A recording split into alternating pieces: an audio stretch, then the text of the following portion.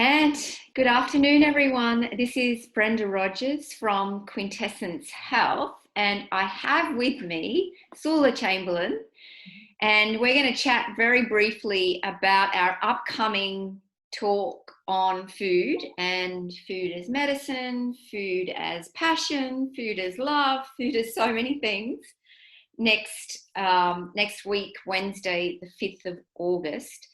And first of all, I'd like to introduce to you our speaker for the night. You're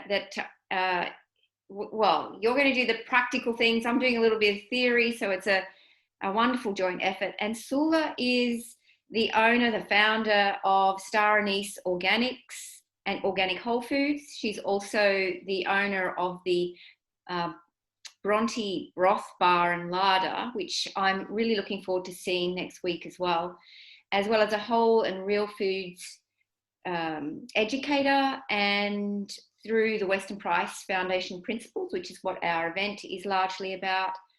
A mum of two, a former lawyer, right?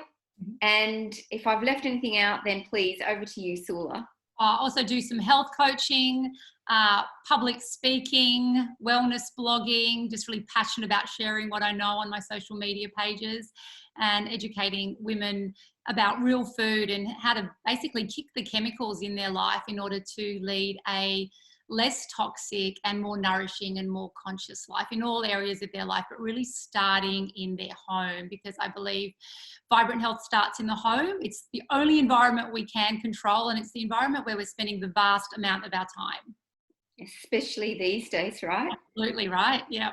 So we're going to learn more about you on the night, but I'm always intrigued to find out from people that moment where they shifted from what I would call the mainstream, what we're kind of fed, the information and the diets and the rest of it that we're fed, until we kind of wake up a little. Can you give us just a very brief in-look to that moment? Yeah, sure. I wouldn't say there's really one defining moment. It was, I guess, a series of personal health crises. And my first health crisis came at the age of 26 when I was working as a corporate lawyer, which I worked at a top tier law firm and in-house for 10 years, and eating a conventional diet, conventional SAD diet that I grew up on and most people grew up on, and engaging in lifestyle choices that were less than optimal, but all considered normal in today's society. And I basically burnt out at the age of 26, ended up in hospital. That was my first big wake up call, that I had to, I wasn't happy. My body wasn't happy with how I was treating it. And I made some positive lifestyle changes, but I did become a hardcore macrobiotic vegetarian / vegan because I thought I was being healthy. And the second big wake up call happened when I saw my 11-month-old baby, who we were also raising as a vegetarian. He ended up in hospital, and that made me stop dead in my tracks and really question that approach and question everything we were putting in and on our body and not putting in and on our body. And when I came across the works of Weston A. Price, I initially resisted that.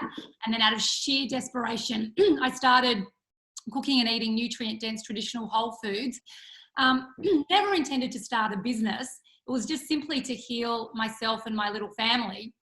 And persistent friends insisting on buying my bone broths and slow cooks and sauerkraut and chicken liver pate and activated nuts and raw treats. And then friends of friends came knocking at the door, and through word of mouth, the circle just kept expanding and expanding and expanding until one mother's helper turned into 16. And then I set up a little retail store in Bronte at the end of 2015. And look, at the time we went from barely surviving to thriving within a matter of months, if not weeks, simply through changing our diet. And that's when I just felt really passionate about sharing my story and my products with the world so that they could help other people. For those out there, I believe, and you can tell me whether you share this belief, that we've forgotten in our culture that food is the substance of health. I know we know, you are what you eat, but when it comes to actually being unwell or getting sick, we kind of forget that heart disease and that sore toe or that endometriosis or whatever it is can come back, and largely does come back to what we're eating. So, you know, to the skeptics, to the ones who are like, yes, but I need my HRT, or I need, do you have words of wisdom? Yeah, and I think that's largely driven by our healthcare model. You know, there's a pill for every ill, and that's how we were raised and how doctors are taught. And I believe that health is multifactorial and depends largely more so on lifestyle factors than your hard-coded genes. And I know we're kind of raised to think that our health is driven by our hard-coded genes, and that's our lot in life, and there's nothing we can do about it. But modern science shows us that the genes we inherit from our parents are only responsible for a very tiny fraction of our health. And our health is largely driven by and influenced by lifestyle factors of which we choose.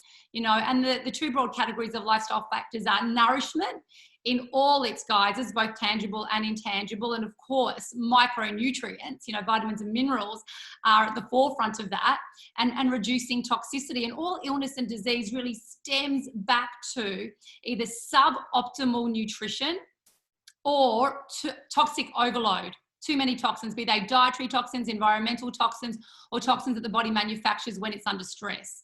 So my whole premise is all about educating people on how to increase nourishment, decrease toxicity. Okay, that's kind of the magic formula.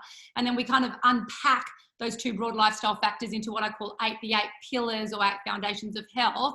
Your health is what you eat, drink, move, breathe, what you think, fun, play, connection, time in nature. There's these 8 foundations or pillars that profoundly influence our health. And nutrition and hydration, what I call the diet, are right up there as 1 and 2. I think if you nail the diet, you're 90% there. And, once upon a time, our ancestors who were living in a way that was very much in, synchronicity with the natural world, and were very much in touch with their bodies and how to care for themselves, they would pass on this information to the next generation, who would pass on information to the next generation. And somehow we've lost that. We've lost that, that richness of passing on, this information, to the point where cooking has now become a revolutionary act, and instead it should be an evolutionary act, something that gets passed on and inherited from generation to generation. And that's where people like me step in to really bring people back to their roots, back to what is real, which is eating nutrient-rich, whole, organic foods, and teaching people how to properly source it, making sure it's unprocessed, and then how to properly prepare it. That is really the cornerstone to health. And, for me, the fastest and most profound way of influencing your health is to get back into the kitchen and start cooking and eating real food. Well, we're both on the same page as far as that's concerned, definitely.